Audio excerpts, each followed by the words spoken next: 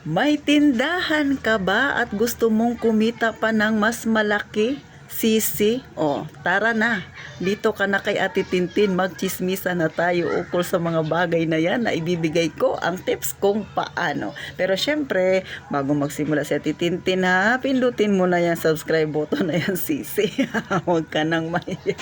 At tayo nang magchismisan. O, may tindahan ka, gusto mong mas malaki ang benta, gawin mo itong mga sinasabi ni Ate Tintin. Pero syempre wala namang pilitan, nasa sayo ito ha, Sisi.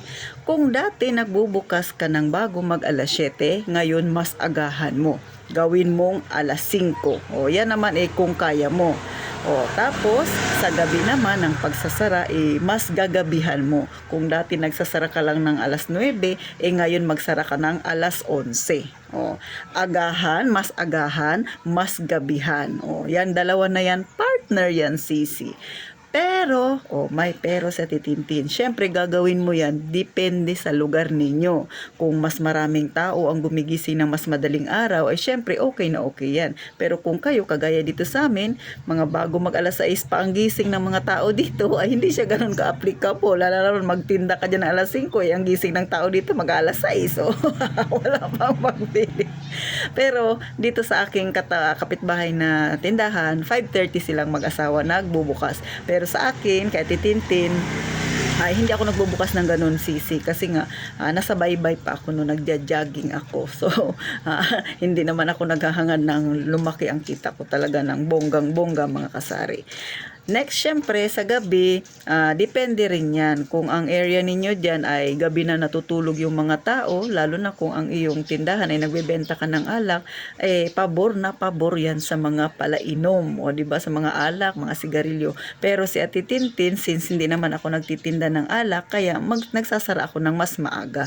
Kasi nga, ako na nga ang opening, ako pa ang closing. So, kung ikaw, kagaya kay Ate Tintin, opening ka na, closing ka na, so nakakapagod, o di ba? Pero kung kaya ng katawan mo, sumigi ka. Pero kung hindi kaya ng katawan mo, edi magpahinga. O Sisi, ganun lang 'yun ha.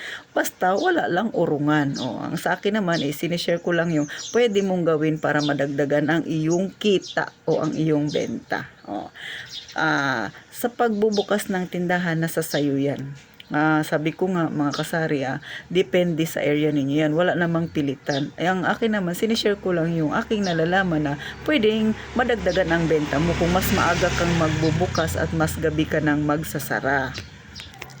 Pangalawang tips ni Ate Tintin, dapat lagi kang merong pambarya sa malalaking halaga. O, di ba? Minsan hindi maiwasan. Minsan 10 piso lang yung bibili niya, 1,000 yung pera niya.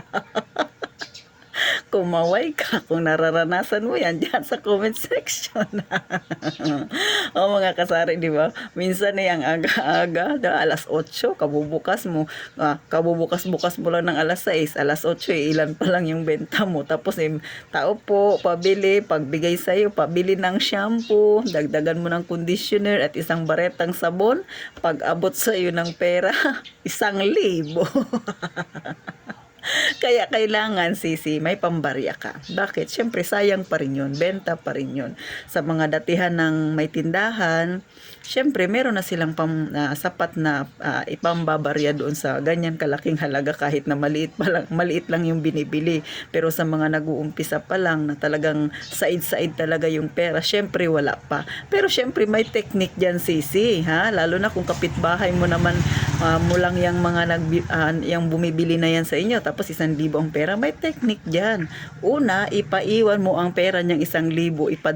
Iwan mo na dito ha, bibigyan mo na kita ngayon ng 500 lang muna. Yung sukli mo na na kulang ko, mamaya ko na ipapahabol kasi wala pa akong barya. So, kanya-kanyang technique lang yan. Gusto mong makabenta? Kailangan magaling ka sa technique pag wala kang pambarya. So, si Ate Tintin, napagdaanan ko yan, Sisi, lalo na nung nag-uumpisa pa ako kasi nga wala talaga akong pera. So, depende na yan at diskarte na yan ha, mga kasari. Siyempre, makipag-usap ka ng maayos kay customer. Si customer naman kasi minsan, lalo na kung kakilala mo, nagpapabarya lang talaga. Pero dahil maaga pa, kaya, kunwari, bibili siya sa'yo. Pero ikaw naman tindera, kung wala ka pa talagang sapat na halaga ng pambarya, sabi ko nga, kailangan magaling ka sa technique. Ipaiwan mo yung pera. Bakit ko sinabing ipaiwan? Alam niyo mga kasari, si Ate Tintin, ako, hindi ako pumapayag na yung, kunwari 1,000 yung pera, tapos ayaw niyang ipaiwan yung pera, sasabihin niya sa akin, te, mamaya ko na lang bayaran, ayoko. Bakit? Lagi na yan na-experience ko na yan, nangyari na yan sa akin, o di ba? Dati nung baguhan pala ako nagtitindahan, madalas nangyayari sa akin yan. Yung iba hindi na nagbabayad, te, mamaya na lang ha, kasi buo yung pera niya, tapos hindi na nagbayad, nagpalimot-limot na. Kaya ikaw, sisi, ha, kailangan mabilis ang isip, mindset, ha, huwag kang papayag na maisahan ka. Kaya sa Titintin, hindi na ako naniniwala sa ganyan. Kaya ayoko nang pagbibili sa akin, wala akong pambarya, sasabihin niya na, ay mamaya na lang, te, kunin ko yung pera. Ay hindi, kasi ikaw aalis, ako hindi, yung pera mo dito lang yan, ako bukas ako hanggang mamayang gabi, o daanan mo yung sukli mo mamaya. Kaya minsan hindi mo masisisi rin yung ibang tindahan bakit nagiging mahigpit kasi nga sa karanasan na nangyayari. O katulad sa akin nga, 'di ba, nung bago-bago pa lang ako, madalas na nangyayari yan sa akin, pero ngayon na matagal na ako ay hindi na pwede. Maliban na lang kung kilala ko yung isang tao talagang nagsusoli siya. Ayan, pumapayag ako. So, ayan sisi, ang 2 tips ni Ate Tintin para makatulong sa iyong tindahan, ha. Tandaan, depende pa rin yan sa location ninyo, sa area ninyo, pero mas maganda pa rin kung mas maaga kang magbubukas. Pero syempre, katulad sa akin, hindi siya applicable kasi nga ako ang opening, ako ang closing, nakakapagod sisi. Hindi nakakayanin ng aking health pagka ganyan.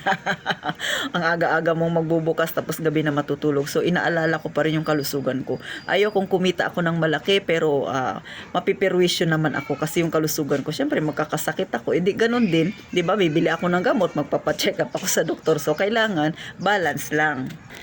So mga kasari, sa pagtitindahan kasi tiyagaan lang, pasipagan, mas maaga kang gumising, mas gabi ka magsara, lalo na kung kayo ay mag-asawa na nagsasalitan kayo, katulad ng aking kapitbahay dito na may tindahan, so salitan sila, okay yun. Pero kung kayo ay kagaya kay Ate Tintin, mag-isa lang, ikaw opening, ikaw closing, so mahirap din kasi nga baka ang balikan ay yung kalusugan. Kaya kailangan balance lang mga kasari, ha, huwag mong isasakripisyo ang iyong kalusugan sa iyong negosyo. So paano mga kasari, sana kahit papano napangiti ka na naman ni Ate Tintin, na real talk na naman dyan yung iba, alam ko naka-experience dyan yung iba, lalo na sa mga barya-barya na yan. So paano, sana sa susunod ay magkita tayong muli sa aking vlog. Sisi, pindutin mo na ang subscribe button dyan, ha, at gaya ng lagi kong sinasabi, mag-iingat tayong lahat palagi mga kasari.